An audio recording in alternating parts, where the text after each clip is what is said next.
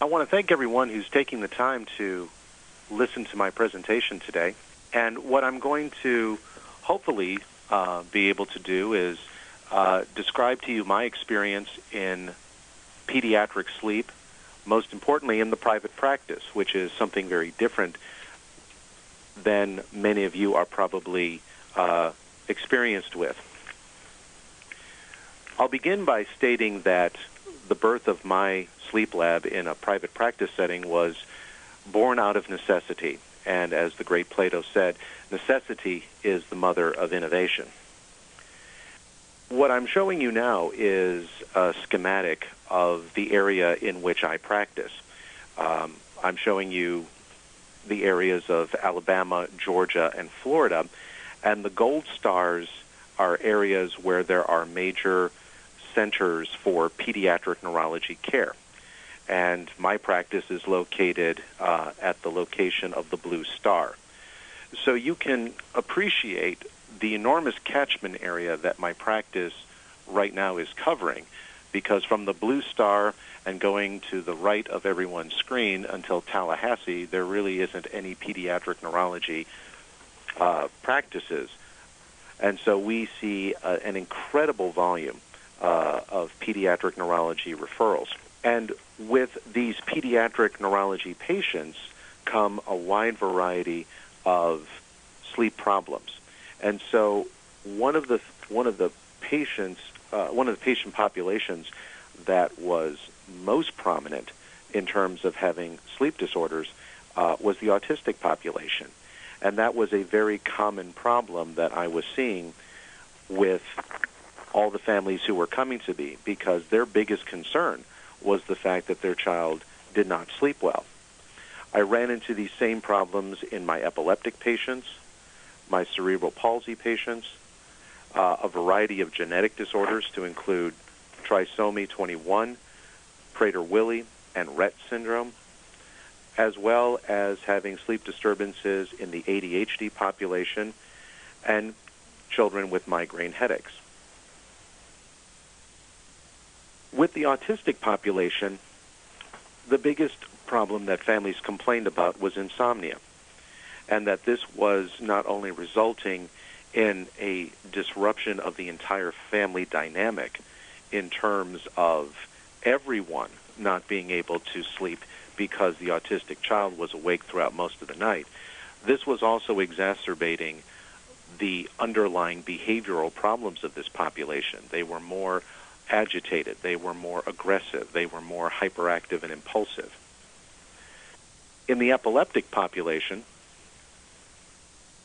we saw both sleep apnea, particularly during times when the patient was experiencing subclinical electrographic seizure activity, but we would also see significant sleep fragmentation, because many times the subclinical seizure phenomenon resulted in arousals, and the more frequent the seizures, the more fragmented the sleep.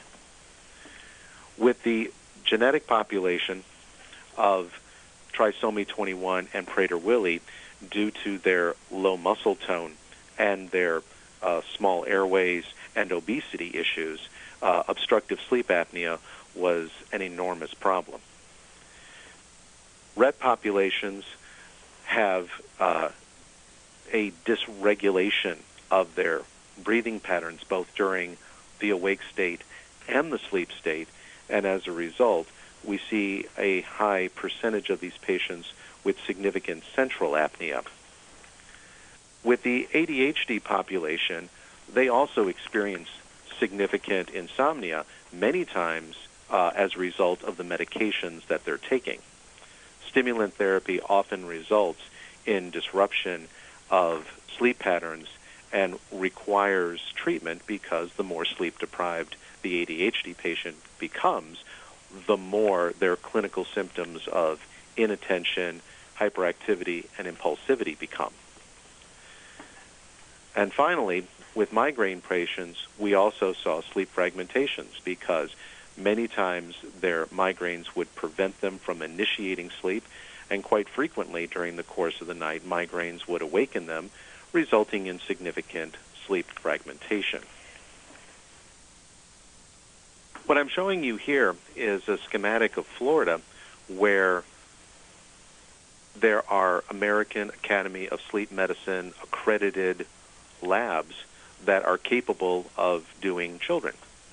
And as you can see, they're very few and very far away. If you look in the corner, in the left-hand side, at the panhandle where my practice is, you can see how difficult it was for us to be able to send patients to be able to get sleep studies.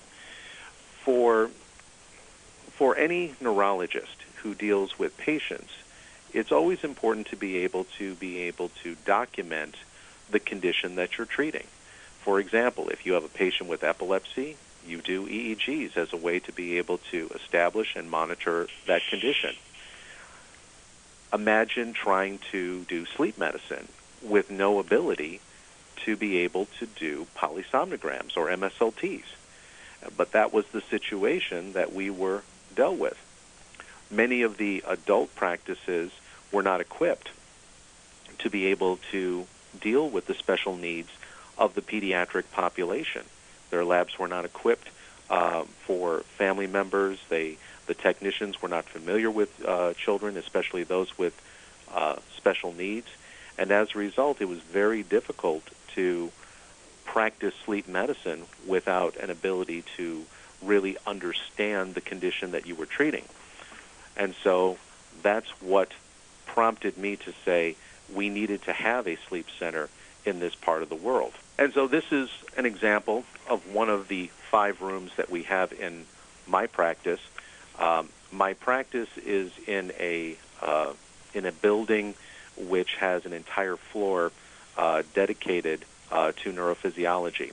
We have 5 rooms which have been built out as bedrooms and are running sleep studies at night and running EEGs during the day. The equipment that we use is the Cadwell EZ3 PSG and EEG device.